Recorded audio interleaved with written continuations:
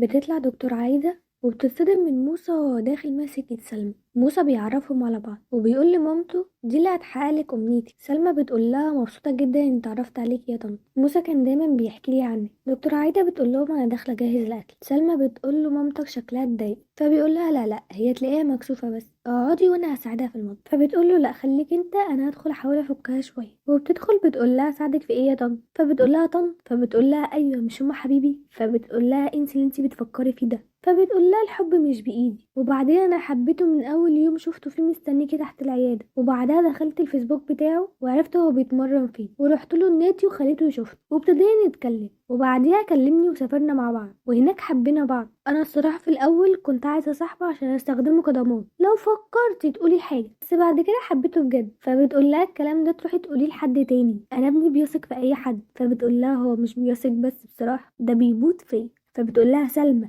انا وانتي عارفين كويس انتي عملتي ايه، انا مش الدكتوره اللطيفه اللي هقعد اسمع. انتي هنا في بيتي وانا ما طلعتش غير بموسى من الدنيا، يعني تنسي موضوعه خالص. قالت لها ما اقدرش. فقالت لها لو ما بعتيش هقول لموسى على كل حاجه. قالت لها قسما بالله لو فتحتي بقك لكون قتلهولي. فموسى بيدخل بيقول لهم ايه انتوا حبيتوا بعض في المطبخ ولا ايه؟ قالت له ده الكلام مع طنط ما يتشبعش منه، انا هروح احضر السفره يا طنط. بيطلعوا ياكلوا وسلمى بتقول انا عارفه انكم بتتفرجوا على فيلم بعد العشاء. فموسى بيقول لها اه خليكي اتفرجي معانا. فامه بتقول انا مش هتفرج على حاجه، انا تعبانه وعايزه انام. فسلمى بتستأذن وموسى بيروح يوصلها وبيقول لها اسف على اللي امي قالته ده. فقالت له لا خالص، انا فاهمه انها ام فطبيعي تتقمش شويه لما تلاقيك بتدلع حد غير، بس هي شكلها لذيذ على فكره انا حبيتها. بيوصلها وبيقول لها ابقي كلميني لما تروحي. موسى بيطلع يقول لمامته انت ليه مصممه تحرجيني كل مره كده؟ فبتقول له انت جايب لي بنت من الشارع بيتي من غير ما تقولي؟ قال لها دي مش بنت من الشارع، وبعدين ايه المشكله لما اجيب البنت اللي عايزه اتجوزها؟ قالت له ايه تتجوزها؟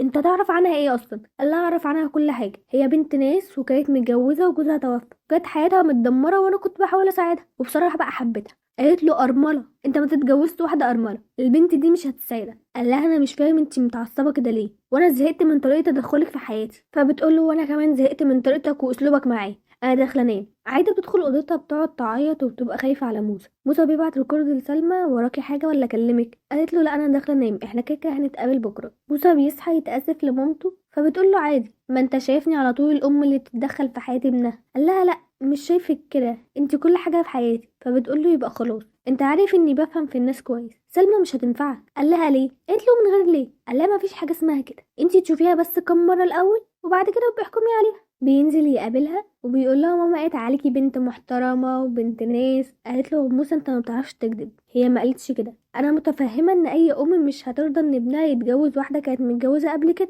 لا ما تقلقيش، وبعدين هي لما تعرفك كويس هتحبك، وبعدين انا اتغيرت من ساعه ما قابلتك. فبتقول له للاحسن ولا للاسوأ؟ فبيقول لها للاسوأ، انا بني ادم مش بيحب التلزيق، كون ان انا منامش غير لما اسمع صوتك، ولا لما اصحى الصبح هستناكي تقولي صباح الخير. انت متخيله انا جبتلك ورد؟ انا بشوف العيال اللي بتعمل كده موحونين وكوركات، فخلينا نتفق على حاجه، انا جبت ورد خلاص، حاولي تجففيه او شوفي هتحافظي عليه ازاي عشان انا مش هعمل كده تاني. وليد بيدخل يسلم على سلمى وبيمشي، فبيقول لها مين ده؟ قالت له صاحب دينا، كان عايز يظبط ويسافر معايا. قال لها ايه يا اختي؟ قالت له انت غيران ولا ايه؟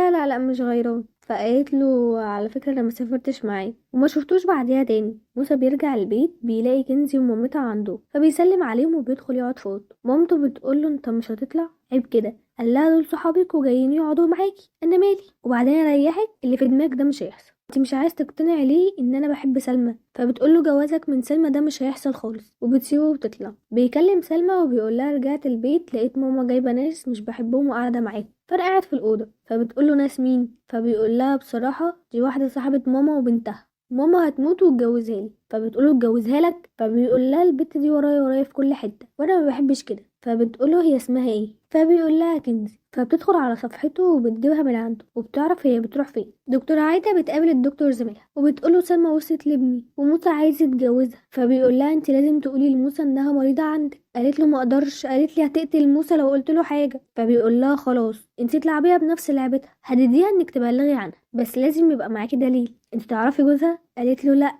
قال لها انا صاحبي مستشار في النيابه، اديني اسمها وانا هخليه يجيب لك بياناتها، لما نوصل لاهل جوزها اكيد هنوصل لحاجه. سلمى بتروح الجيم اللي بتتدرب فيه كنزي وبتراقبها، بتخلص تمرين وبتدخل كنزي تاخد شاور وهي ورا. سلمى بتدخل اوضه قديمه في البيت وبنعرف ان مامتها كانت رسامه جميله، كانت حنينه عليها. سلمى بتحضر في مراقب كيميائي في الاوضه، والدكتور زميل عايده بيبعت لها عنوان اهل سيف وبتروح لهم الصبح وبتقابل مامة سيف وبتقول لها انا جايه عايزه اعرف منك حاجه عن سلمى. فبتتعفرت وبتقول لها اطلعي بره، ما تقوليش اسم الشيطان ده هنا تاني. فبتقول لها انا ام وابني بيحبها وعايزه اتجوزها، انا مش عارفه اعمل ايه. فبتقول لها اطلعي بره اطلعي بره، فبتسيب لها الكارت بتاعها وبتخرج. سلمى بتروح الجيم وبتفضل مراقبه كنزي، ولما بتدخل الحمام بتروح وراها، واول ما بتخلص شاور بتروح دلقه ميه نار على وشها، وكنزي بتصوت والناس بتجري عليها. سلمى بتخرج عادي جدا وبتقعد في عربيتها، بتقعد تضحك وبعديها بتعيط. بتروح كنزي بتروح المستشفى والدكتور بيقول لهم انه حرق من الدرجه الثالثه وان لون الجلد هيتغير في المكان المحروق. كنزي لما بتشوف وشها بتتجنن وبتقعد تعيط. عايده بترجع البيت وبيبقى موسى نازل، بتبقى متضايقه فبيقول لها مالك، فبتحكي له على كنزي. بيروح موسى يقابل سلمى ومختار ودينا وبيحكي لهم على كنزي. سلمى بتقول له انت لازم تقف جنبها وتعرف مين اللي عمل فيها كده. مامة سيف بتتصل بعايده وبتقول لها كل اللي اقدر اقوله لك ابعدي ابنك عن سلمى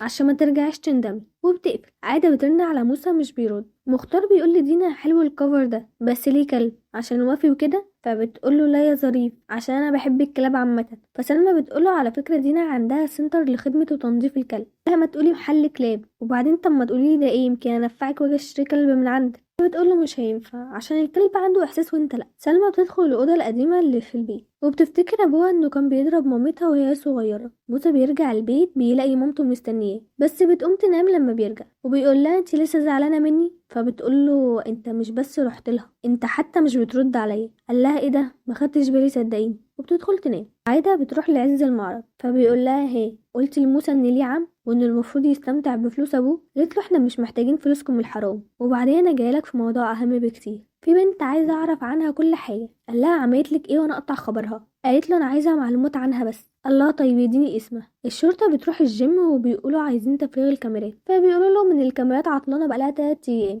مختار بيروح السنتر عند دينا وبيقول لها حلو السنتر، انا قلت اجي اشوف عشان تعرفي اني مهتم. قالت له مهتم بايه؟ قال لها بالكلاب، عايز كلب بقى. فقالت له انت هتعرف تربي كلب اصلا؟ قال لها ما تقلقيش انت هتقولي لي كل حاجه وانا هعملها. الضابط بيطلع بره الجيم بيشوف الكاميرات اللي بره. عايده بتقول لموسى ان كنزي رافضه تقابل اي حد ومكتئبه، وبيسالها هم لقوا المجرم؟ قالت له لا لسه. سلمى بتروح لدكتور عايده العياده وبتقول لها كنت عايزه احكي لك على حبيبه صاحبي، بيقولوا ان حد دلق على وشها ميه نار ووشها يعني مش هيرجع زي الاول، بس انا حاسه انه حصل لها كده بسبب ان مامته كانت عايزه تجوزها له غصب عنه. فبتقول لها انت اللي عملتي كده في كنزي؟ فبتقول لها انا بكلمك عني يا دكتوره، ما ينفعش تدخلي علاقاتك الشخصيه في الجلسه، نكمل الجلسه الجايه. وبتسيبها وتمشي. دينا بتحكي لسلمى عن مختار وانه جالها السنتر، فبتقول لها هو اللي بيكلمك دلوقتي؟ قالت لها لا، مختار اصلا مش النوع بتاعي. فقالت لها انه لذيذ وكفايه انه صاحب موسى. فبتقول لها بس موسى حاجه وهو حاجه تانية خالص. مختار تافه كده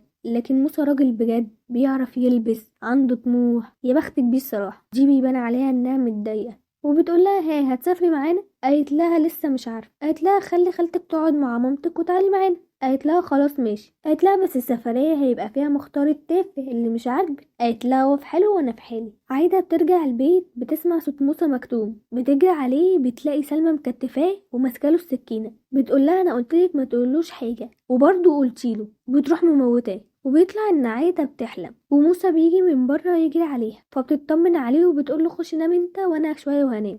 بيتصل بيها فبتنزل تقابله وبيديها فلاشة عليها كل معلومات عن سلمى، وبيقول لها انها يتيمه وكانت متجوزه واحد ومات، وهتلاقي معلومات عن كريم خطيبها الاولاني. فعايده بتروح الصبح لكريم، اخته بتفتح لها وبتدخلها وبتلاقي كريم اخته جايباها على كرسي متحرك ورجليه مبتوره.